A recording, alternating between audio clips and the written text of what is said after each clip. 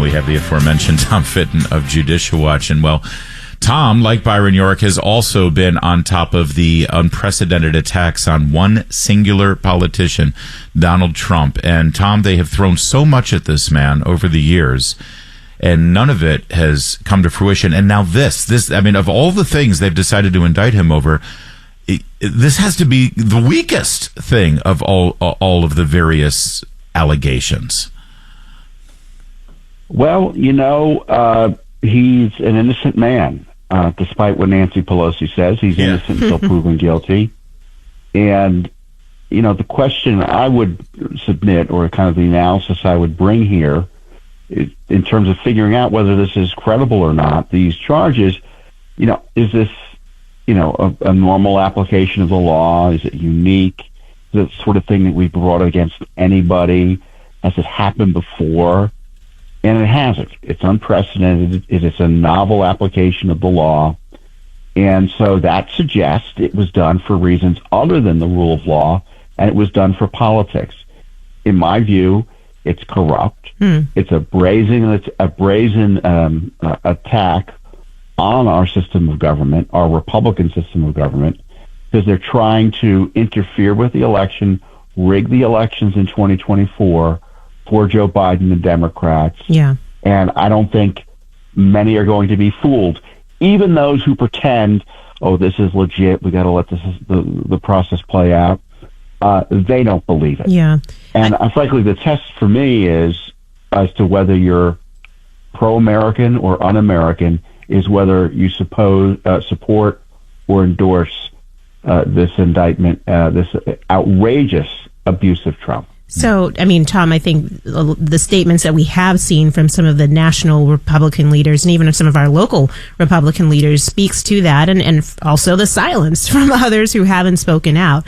Just a question on the grand jury that handed down this indictment. Can you talk to us about the standard of evidence that would have been presented to them? I mean, was it just a bare minimum? Do we think that suggests that there is something to the actual charges that we're going to, I guess, eventually see? Well, I'm no lawyer, but the standard holds that a prosecutor could get a grand jury to indict a ham sandwich. And to be fair to any grand jury, they're provided evidence, and it's a relatively low bar to come back with an indictment.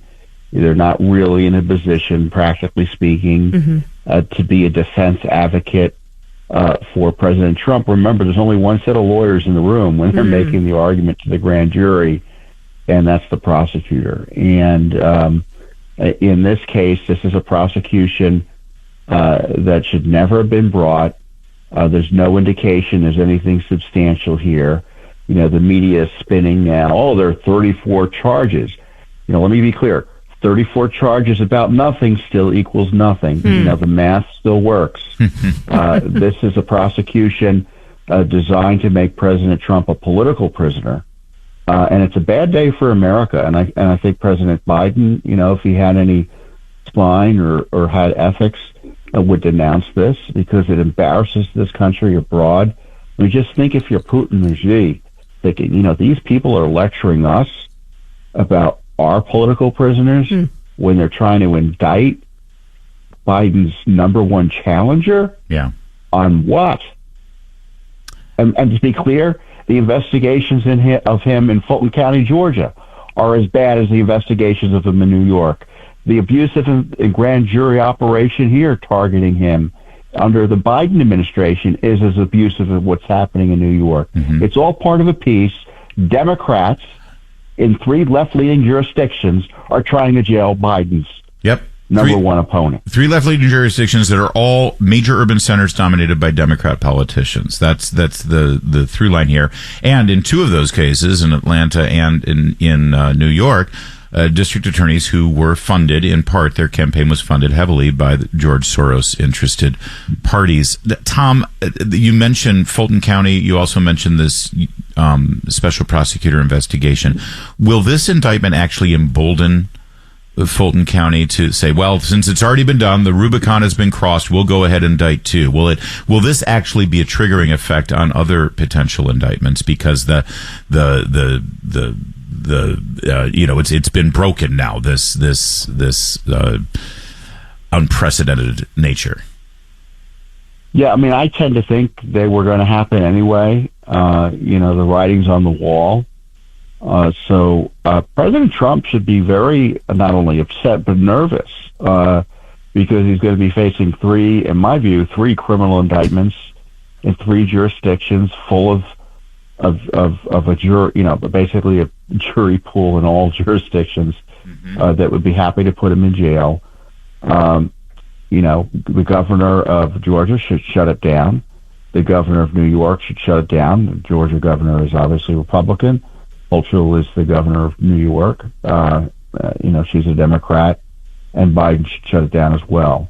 And frankly, every elected official, and certainly Congress, should use every power they have under law to stop this effort to wreck our Republican form of government. I mean, I tell you, if the prosecutorial functions are going to be so brazenly used to try to jail the political opponent of the president. Yeah.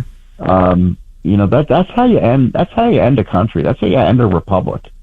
Can you talk to us about Alvin Bragg himself? And do you see this as him getting a short-term win, but also kind of a longer-term lead into a national stage? Because suddenly his name is on mouths across this country, whereas before he was probably just known in Manhattan, where he's been elected. So is that his motivating factor? Oh, sure. The media will lionize him. He's a radical prosecutor. When people say Soros back, it fits the bill in New York. Soros was the number one supporter of his candidacy. It looks like at least 20% of the monies he raised came from Soros-backed operations. And this extremism is going to get rewarded. Unfortunately, there's this kind of this anti-American, and I say anti-constitutional element that is burgeoning in our society and really infecting the Democratic Party. And they've lost touch with the basics of America. Yeah. And I don't like to be partisan, Larry, and I don't sell Democrats this, Democrats that. Right. But this is a Democratic Party operation. And, when I see government corruption, you say, well, what's the basis for it here? Is it left ideology or whatever? Well, there's this nasty left ideology, with this Democratic partisan interest here. And, these are dangerous times for the country. You have the left trying to rationalize the shooting of Christians. And now the same gang is rationalizing making Trump a political prisoner. Yeah. I mean, is there anything they believe in terms of our system of government anymore? Power. And how our society is supposed to function? Power at all costs, even this. We got to leave it there. Judicialwatch.org is where you go to get updated on all the things that the great organization is doing. Thank you, Tom Fitton. Thank you, Tom. Great to have you. You're welcome.